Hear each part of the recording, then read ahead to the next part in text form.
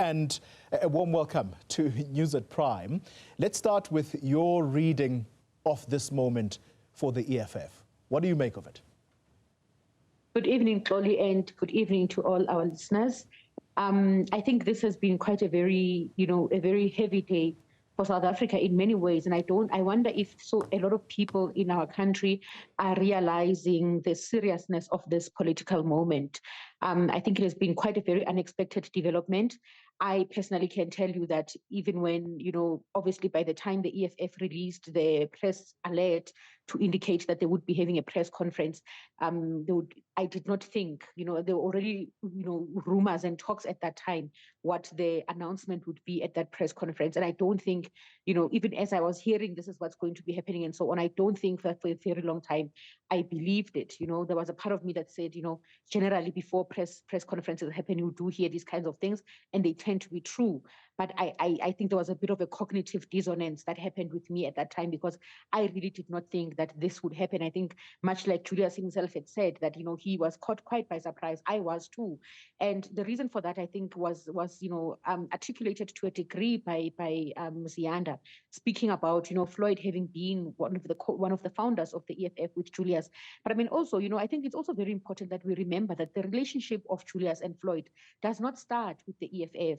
And in fact, just to correct Ziyanda on something, Floyd Shivambu was not actually expelled from the ANC Youth League initially, if you remember, Toli.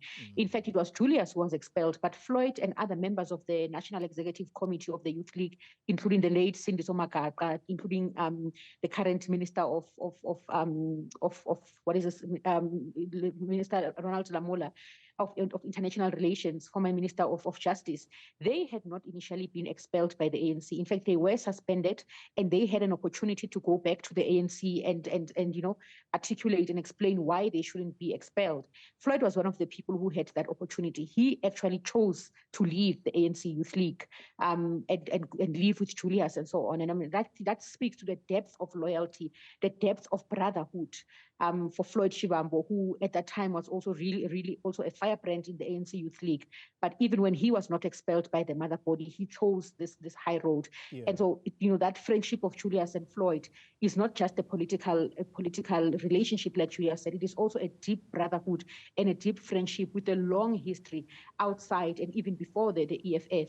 And I think it's a very difficult thing for me, Polly, to imagine, and I think for quite a number of South Africans as well, if we are to go by what is happening even on social media and the conversations there, it's a very difficult thing to imagine an EFF without, Floyd, because Floyd and Julius, as Ziyanda did say, were quite a formidable team. And I don't think that, it was because Floyd was the intellectual, as some people tend to believe that, Floyd was the thinker and Julius was the doer or so. No, I do think that Julius himself does have, significant intellectual depth. I do think that Floyd himself is a tactician. He's an intellectual, no doubt about that. And I do think that the formation of that team, having their kind of history, their socialization into their politics, did play a significant role in what the EFF became as a very strong and a powerful political organization, even with its recent performance in the elections. So it's really quite very unexpected, and it's a very defining moment for South African politics and certainly for the economic freedom fighters. Yeah, let's bring Vusi Khoza into the conversation. Vusi, I want to borrow from Malaika that description that they put for the relationship between Julius Malema and Floyd Shivambu, that there was a brotherhood. How are you digesting this moment? What do you make of what has happened today? No, greetings to yourself and your viewers. It's true. There was a very deep brotherhood link between the two, and they've struggled together. They've been through a lot together to a point where they left the ANC and started the EFF. But however, like all relationships, or like all good things, at some point they come to an end. This came as a shock, I think, especially to Julius Malema. I could see it in his face. However, it's been a long time coming. By that, I mean to say that signs were already there for some time, that at some point there will be a conflict. Remember, he's a deputy president for the second term, and definitely would have had ambitions or aspirations to ascend to their highest office, and it was bound to happen. Very interesting that you say it was bound to happen. Still with you, Vusi Khoza, when Floyd Shivambu says this is not a vote of no confidence in the EFF, but rather a revolutionary move, what should we make of that statement? Is it a statement we should believe? Are they trying to contain a fallout between the two of them? How exactly should we interpret that statement? I think that's just an attempt to soften the blows and the landing. I can tell you now, it's either you leave, you stay, or you leave. You can't be in between. Floyd Shivambu has made a decision to leave the EFF, and it can't say it's not a vote of, it does not indicate a vote of no confidence. It is indeed a vote of no confidence. He's moving on to something much bigger, much better, where I believe we'll have a better role to play, because truth be told, EFF has what we call a command and control style of leadership. At some point that must go, and you must revert to democracy. I think Floyd and many others felt very much suppressed where they are unable to feel that they are in a democratic arrangement. So at some point, like I said, it was bound to happen. Like at some point, real Democrats would leave. It was okay to have like a central command kind of leadership, but also command and control. But at some point, you must allow democracy to prevail. It was not going to go on forever in the EFF. Yeah. True Democrats would get frustrated, would feel stifled, and would leave. As Floyd has left, I foresee many more leaving for lack of democracy within the EFF. Malaika, what do you make of that statement that Vusi Khoza says he expects more people to leave because there simply is no democracy within the EFF? This is coming from a former insider, by the way. Look, I mean, Julius Malema himself, the president of the EFF, Julius Malema, did allude, of course, not the lack of democracy part, but the part about, he expecting many more other fighters to leave in the coming few days, coming few weeks, that they would also be leaving, and they would be leaving with Floyd and those that have already left. And his explanation, Julius, was that there are people in the organization who are loyal to Floyd, who are more aligned to Floyd, and that they would be leaving as a result. But I do also think that there is a lot to be made about that statement. And certainly, I mean, if you want to see a clear reflection of what Vusi has just said now, right? Julius, in his press statement, speaks about how the constitution of the EFF does not make allowance for a member to leave the party and then come back.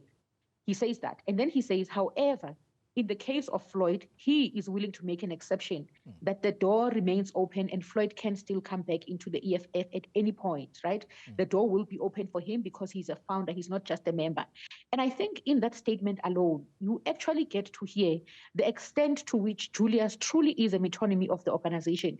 Because the constitution of the party is a constitution that is adopted at the People's Assembly. It is a constitution that reflects, or at least theoretically, ought to reflect the aspirations, the views, and the consensus of members of the EFF, branches of the EFF.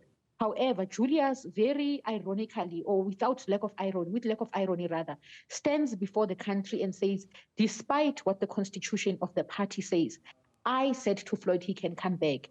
And you can hear clearly what that statement indicates, right? It indicates, without Julius probably even having been aware of what you are saying. But what he's saying is that my views as Julius, a founder of this party and a leader of this party, supersede those of the standing constitution in this party. Despite what the constitution says, I, as Julius Malema, can decide otherwise, and my decision becomes above the constitution. It's a very scary proposition that I don't think Julius was paying very close attention to what he's saying, but it fits exactly into what Khoza is saying about the lack of democracy in the ANC, in the EFF rather, and this idea of Julius as a metonymy of the organization, that he is literally the EFF to a point that he can so boldly tell the world that he can make decisions that supersede the Constitution, damn the Constitution, as long as he says what he wants to say, and he can decide to rewrite and, you know, override even any prescripts of the Constitution. And I do think, as Khoza says, that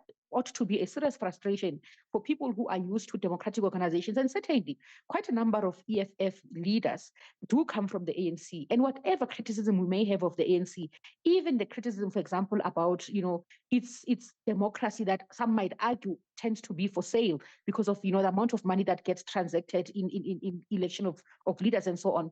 But however, the ANC does have a very strong culture and history of democratic centralism rooted in its own practice. Yeah. And so when you are someone who comes from an ANC where debate is welcome, where members can have, you know, can air their views freely, can differ with leadership and so on, and you get into an organization where an individual says, I can make decisions outside the Constitution, it is quite a bit jarring, and it would be quite a bit of a, you know, difficult position for true Democrats to be in, to be an organization where someone, you know, speaks of the organization and its constitution as non-factors to his own individual and personal aspiration. And I don't doubt that a lot of the people that we'll be seeing that leave the EFF, part of the issues that they will have raised, including, I mean, some of them that have already left already, as it were, your Mandisa Machekos and so on, have raised issues about democracy or lack thereof in the party. It is a concerning thing. And I think, Julius, when he speaks about the need for, you know, this is a do or die moment for the EFF, I wonder that if in that kind of, you know, summation that he is making, he is also going to then give himself time to reflect on his role in getting the EFF to be at this point. I think it's something that he really does need to do. Julius is not a very reflective person in many instances. And I think this is one time where reflection is called upon from himself. Vusi Khoza, you are one of the casualties. Do you agree with Malaika that there is no democracy inside the EFF? And as perhaps proven by exactly the irony that Malaika points to, that he says he is willing to almost put aside the constitution of the party to make an exception for Floyd Shivambu to come back because he's no ordinary member but a co-founder of the EFF.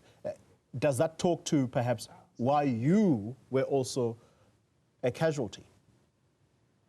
Absolutely. You know, people like myself and very few others, if you can go back to Litchfield, Shabalala, you can go back to the Andile Mkletamas of this world.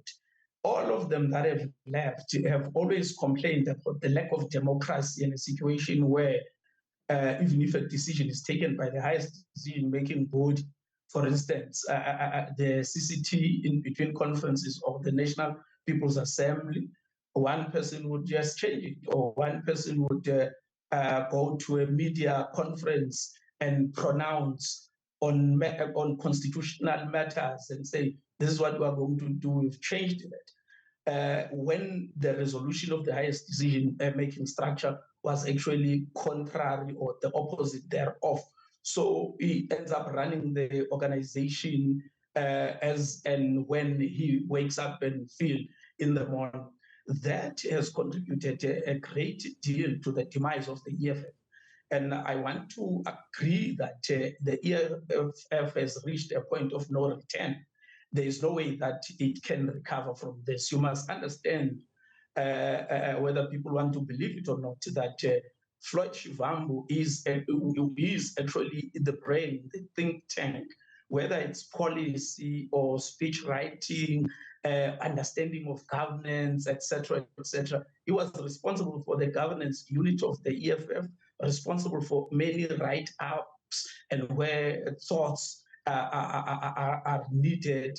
And I would say that, yes, they complemented each other well with Julius. But Floyd was indeed an asset to the EFF, and he is definitely going to be an asset in the MK. And I have no doubt that he will find an... I'm not sure if Vusi Khoza is still with us. Malaika, let's then look to where Floyd Shivambu is going, because if he is leaving a dictatorship, is he not going to a worse off party, where we are told for any decision to be made in the MK, you've got to start in Nkandla. Otherwise, you might be in trouble. You know, Claudia, there's a very interesting psychologist. She's American. Her name is Dr. Ramani. And Dr. Ramani writes a lot. So her practice is on narcissism. So she deals a lot with the narcissism personality disorder and narcissistic traits and so on. But in one of her books, she writes about, you know, when she's talking about, you know, the need for people leaving narcissistic relationships, they need to then, you know, go and, you know, do a lot of work, a lot of inner healing and so on, because she says that most people that leave narcissistic relationships actually end up going back to narcissistic relationships.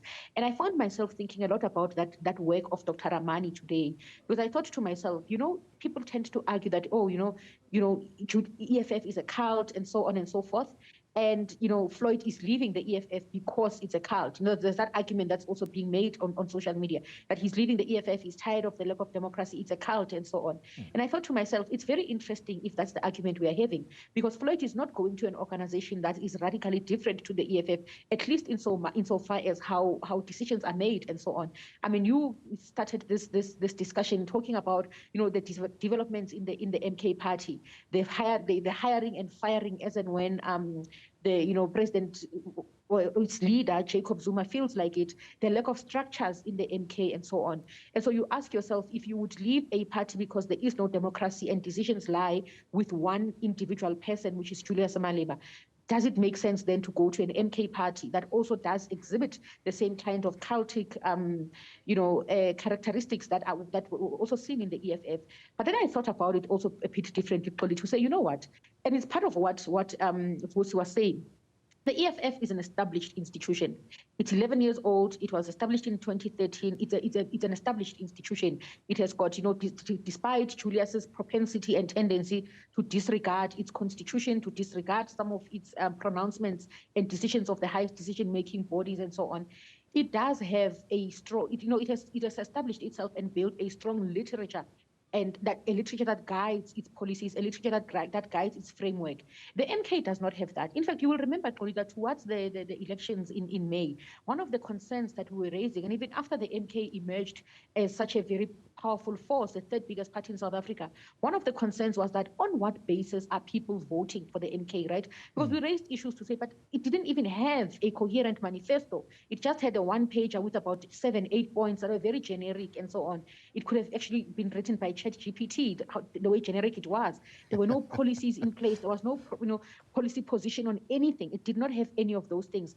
And I think this is where someone like Floyd, for example, will shine in this regard, right? Because you're going into this organization that has all the power, but not the intellectual muscle to drive that power. So MK has got the numbers, it has got the votes, it has got the support, but it does not have a strong intellectual, base. It does not have the infrastructure, the intellectual and literary infrastructure that is needed to drive the sustainability of a political party. And I think Floyd becomes a very important player in that regard then, because as we know, even in the EFF, he played a very instrumental role in developing that intellectual and literary infrastructure. And this is his opportunity to do the same thing with the MK party. He's going to go there. He's going to be able to shape the intellectual direction and trajectory of the MK party. He's going to be able to contribute meaningfully to the creation of this intellectual infrastructure. And, for his own personal glory, I think that is something that is quite, that is something to write home about. I mean, Floyd really, in this move, and what I believe he'll be able to do for the MK party, will have cemented himself as one of the, most brilliant intellectuals of his generation and of our time. And I think, that goes without saying that, Floyd, because Floyd, for example, going into MK party, they speak about how, the MK party, we agree on a number of things. Those agreements are not based on anything. The MK party still does not have, go to the MK party website to this day, there are still no policies, there are still no, particular positions on issues, whether it's of foreign relations and so on. It's doing things as it goes, Right. And I think Floyd will play a critical role in ensuring the creation of that sustainable intellectual infrastructure. And that's good for the MK party. It's good for South Africa as well, by the way, Paul, because I think it is about time that the MK party does have an intellectual infrastructure that can be used to reference it on anything it says, on any position it makes. It's very difficult to hold the MK party accountable on things that are, positions of the party, because they don't have those positions. And so it can, Nhlamolo can easily say, no, that was said by someone out of 10, or no, it was said by Nhlamolo. But there is nothing to reference that says this is the position of the MK party. And once the MK party can have that, it makes it easier then for the voters in South Africa and for South Africans generally to be able to have something by which to hold the party accountable should it deviate or not fulfill any mandate it would have agreed upon and defined for itself. Malaika Mahlatsi, political commentator, thank you very much for your time and indeed your contribution to this discussion. And we also had Vusi Khoza, the former EFF chairperson in KZN. Unfortunately, we lost him